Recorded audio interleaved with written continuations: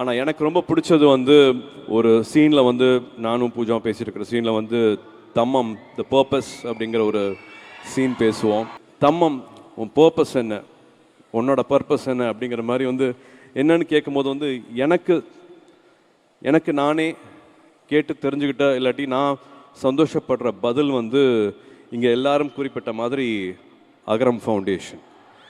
என்னோட பர்பஸ் வந்து நான் இங்கே வந்திருக்கேன் அப்படின்னா நான் நடிகனாக இருக்கிறத விட வந்து அகரம் ஃபவுண்டேஷன் ஒரு விஷயத்த என்னால் வந்து எல்லாருக்கும் கொண்டு போய் சேர்க்க முடிஞ்சுது அப்படிங்கிற ஒரே விஷயந்தான்.